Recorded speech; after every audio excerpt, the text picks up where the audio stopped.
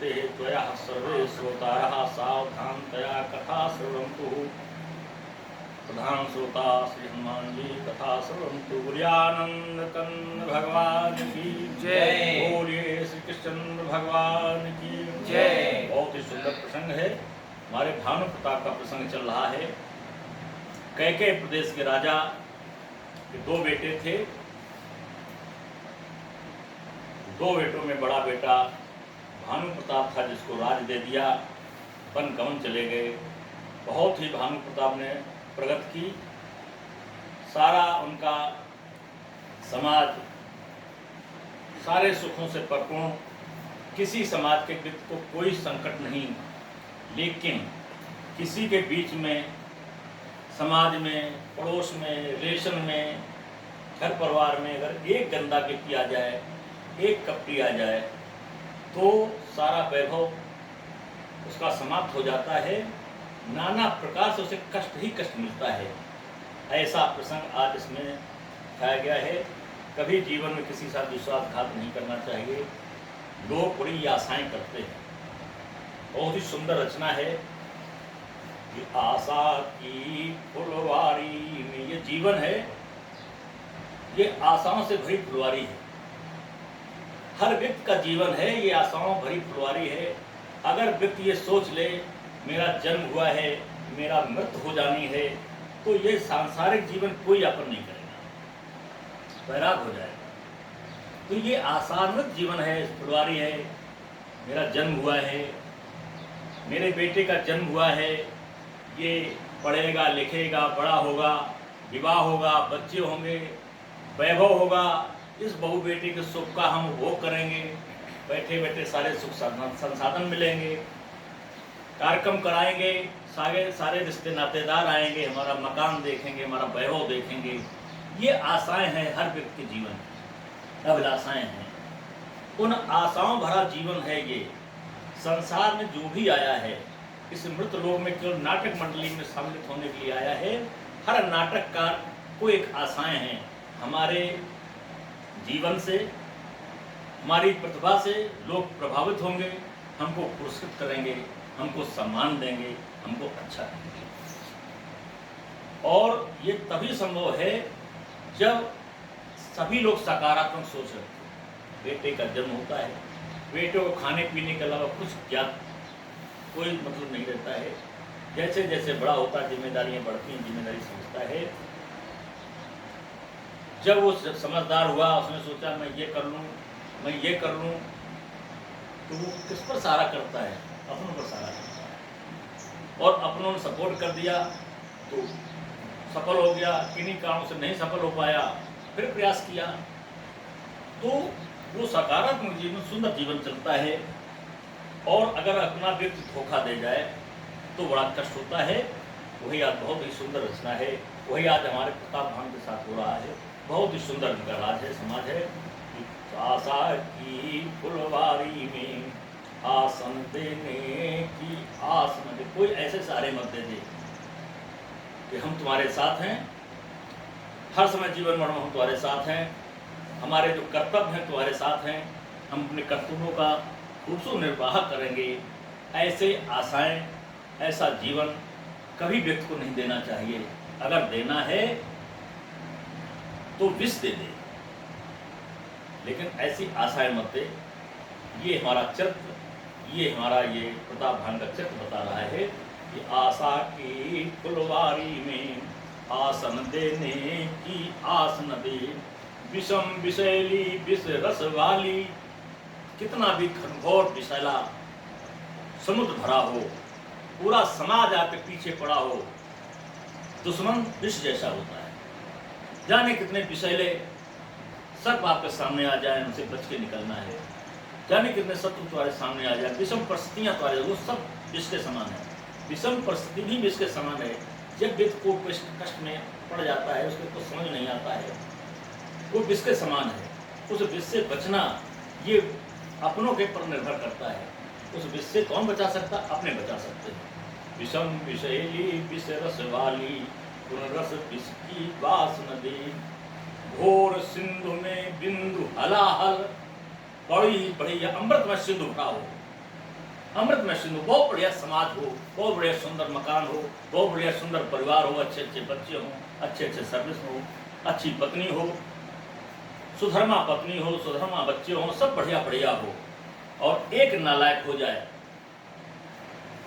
विषम घोर सिंधु में बिंदु हलाहल, घोर सिंधु भरा हो, बहुत ही सुंदर समाज हो, बहुत ही आसान, बड़ा पूरा परिवार हो, समाज में उसका स्थान हो, और घोर सिंधु में बिंदु हलाहल, एक छोटा सा बिंदु इसका, यानी एक नालायक उसमें पैदा हो जाए, एक मित्र नालायक मिल जाए, एक पड़ोसी नालायक मिल जाए, एक रिश्तेदार नालायक मिल जाए, एक मित्र नालायक मिल जाए, एक बच्चा नालायक निकल जाए, बेटी नालायक निकल जाए, तो क्या सब विध्वंस हो गया, सारा वैभव समाप्त हो गया, नकारात्मक ऊर्जा आ गई। लोग घरों में स्वास्थ्य बनाते हैं, चौक लगाते हैं, सुबह जाकर दरवाजा खोलते हैं, बढ़िया सुंदर सुंदर शुभ चित्र अंकित करते हैं, क्यों? सकारात्मक ऊर्जा के लिए। बढ़िया बढ़िया पुष्प लगाते हैं, बढ़िया बढ़िया धूप अगरबत्ती जलाते हैं, सकारात्मक ऊर्जा के लिए। और यही नकारात्मक ऊर्जा कर दे, कांटेदार पेड़ लगा दे, दरवाजे पर गंदगी डाल दे, दुर्गंधी फैला दे, सफाई न करे घर की, कोने आदर पड़ा सामान सड़ रहा बदबू देगा, तो ये नकारात्मक ऊर्जा देता है। तो सकारात्मक ऊर्जा प्राप्त करने के सब शुभ कार्य किए जाते हैं। ऐसे घोर सिंधु में बिंदु हलाहल, अगर बिंदु एक बूंद अगर दृष्टि पड़ जाए उस घोर सिंधु में, तो सारा सिंधु का पानी विषैला हो जाएगा, यानी परिवार विध्वंस हो जाएगा। जो आशा की फुलवारी बनी हुई है संसार में, जीवन में, वो फुलवारी समाप्त हो जाएगी। ये बहुत ही सुंदर रचना की है। घोर सिंधु में बिंदु हलाहल, विष दे दे बरो, विश्वासघात कभी नहीं करना चाहिए अपने साथ। ये बहुत ही सुंदर हमारे प्रताप भान का है, बहुत ही सुंदर समाज है इनका। बस जहाँ लगी कहे पुराण सुति, और एक एक सब जाग। पुराणों ग्रंथों में जितने भी प्रकार से यज्ञ बताए गए, याग का मतलब यज्ञ से है, जितने भी प्रकार के यज्ञ बताए गए हैं, आज हमारे प्रताप भान सारे यज्ञ किए हैं। एक एक बार नहीं किए हैं, हजारों हजारों बार यज्ञ किए हैं। जितने वेद पुराण बताए ऐसे यज्ञ, इस यज्ञ से ये फायदा, इस यज्ञ से ये फायदा, इस यज्ञ से ये समाज का कल्याण, सारे प्रताप भान यज्ञ किए हैं, सामर्थ्यवानों हैं। और बार सहस्त्र सहस्त्र नप किए सहित अनुराग, बहुत ही प्रेम पूर्वक, दबाव नहीं, प्रेम पूर्वक सहस्त्र सहस्त्र बार यज्ञ किए हैं। ऐसा प्रताप की राजा भान प्रताप हुआ है। एक व्यक्ति इसको कपटी मिल गया है, इसका सब जीवन समाप्त हो गया है, इसी के कारण उसको राक्षस बनना पड़ा है। आगे के प्रसंग में आएगा। हृदय न कछु फल अनुसंधाना, भूप विवेकी परम सुजाना। करय जे धर्म करम मन वाणी, वासुदेव अर्पित नप ज्ञानी। बहुत ही सुंदर इसका समाज है, बहुत ही सुंदर हृदय इसका है, उदार हृदय है। भूप विवेकी परम सुजाना, बहुत ही सुंदर विवेकी व्यक्ति है, बड़ा ही सुंदर विचार है इस राजा के। करई जो धर्म कर्म मन वाणी, कर्म मन क्रम वचन, निष्ठा से ये हर कार्य करता है। किसी के साथ है, जिसके साथ है समाज में, कर्म धर्म वाणी तीनों से कोई छल कपट नहीं है, ऐसा प्रतापी राजा है। वासुदेव अर्पित नप ज्ञानी, लेकिन समाज में मेरे जैसा कार्य है इसका कि हर चीज भगवान के लिए अर्पित है, भगवान को अर्पित करके प्रसादी पाता है। हम लोग सुबह नित्य उठते हैं, भगवान का नाम लेते हैं, भगवान को आधार मानते हैं, नित्य क्रियाएं करते हैं, भोजन प्रसादी पाते हैं, भगवान को पहले भोग लगाते हैं, तब प्रसादी पाते हैं। तो ये सारा जीवन इसने जितना भी काम किया है राजा ने, सब भगवान को पहले अर्पित किया है, भगवान को अर्पित करने का आधार भगवान को माना है, इसके बाद लोगों के साथ वैसा व्यवहार किया है। कितना सुंदर विचार है, कितना सुंदर राजा का स्वभाव है। वासुदेव अर्पित नप ज्ञानी, बड़ा ही विद्वान है, कहता है सब उन्हीं का दिया हुआ है, उन्हीं का मैं सुख भोग रहा हूँ और उन्हीं को मैं अर्पित न करूँ, ये कहाँ का सिद्धांत है। आज वेद पुराणों का ज्ञान है, उसको सब भगवान के लिए अर्पित करता है और उसको आधार मान करके समाज की सेवा करता है। सभी सुखी है उसके यहाँ। चढ़ी पर वाजवार एक राजा, मर गया कर सब साज समाजा। बस यहाँ से इसकी सारा बढ़िया फुलवारी सजी हुई है। बस इसी जगह से इसको कष्ट प्रारंभ, मतलब इसकी जो प्रगति थी अवनति वो प्रारंभ हो गई। विचार आया, स्वभावत विचार है, राजा है, सारा समाज वैभव के गीत गाता है। मृग आखेटन, इसका शिकार करना राजा का धर्म है। आज उसने तैयार किया बढ़िया सुंदर घोड़ा, चूड़ी बांस सुसज्जित हो गया और शिकार करने के लिए तैयार हो गया। पहले भी शिकार करता था, लेकिन आज इसका समय खराब आ गया, क्योंकि इसको एक कपटी व्यक्ति मिलने वाला है। इसलिए जैसी हो भोक्तव्यता वैसे ही मिले सहाय, आपने आवे आप देता ही कहा, ये सब प्रभु करते हैं।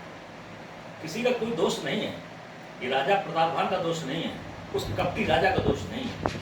ये इनको श्राप मिलना ही था, इनको अगले जन्म राक्षस बनना था, वैसे इनकी मन बुद्धि बननी थी। सब कुछ भगवान के लिए अर्पित था इनका, भगवान के सहारे इनका जीवन चल रहा था। लेकिन जब समय बिगड़ता है तो ऐसी परिस्थितियां पैदा हो जाती हैं। आज इनका समय बिगड़ने जा रहा है। मृग चढ़ने मृगाटन करने के लिए चल देते हैं। चढ़ी बारी बार एक राजा, मर गया कर सब साज समाजा। विंध्याचल गभीर बन गयो, मृग पुनीत बहु मारत भयो। विंध्याचल जंगल में पहुंच गया। विंध्याचल देवी पता है, विंध्याचल क्षेत्र में पहुंच गया शिकार करते करते। जाने कितने रास्ते में मृग मारा, जाने कितने मृगों का शिकार किया इस राजा ने। पहुंच गया विंध्याचल। फिर विपिन नभ दीखे बराहु, जनु बन दुरहु ससिए ग्रसिर राहु। शिकार कर रहा था, उसी विंध्याचल जंगल में इसको सुअर दिख गया। सुअर दिखा, बढ़ भी दुख नहीं समान मुख माही, मन हो क्रोध बस उगलत नहीं। और ऐसा सुअर दिखा जिसके दांतों के बीच में बड़े कुछ दांत थे, उसके बीच में दांत चमचमा रहे थे। मुंह खुला हुआ था, मुंह खुला हुआ था। तो दांतों से ऐसा लग रहा था कि इसने चंद्रमा को मुंह में भर रखा है। बड़ी सुंदर चंद्रमा है, उसको इसने घिस लिया है, लेकिन मुंह के अंदर नहीं घुस पा रहा चंद्रमा, मुंह छोटा पड़ रहा है।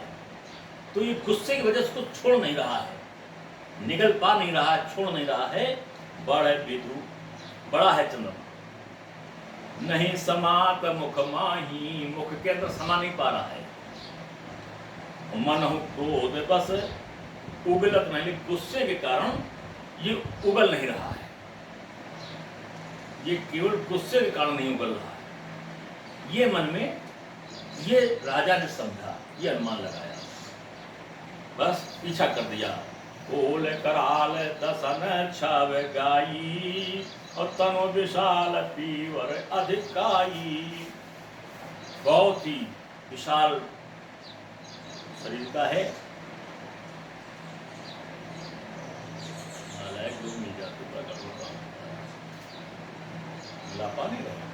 कराल दसन छव गाई, तनो विशाल पीवर अधिकाई।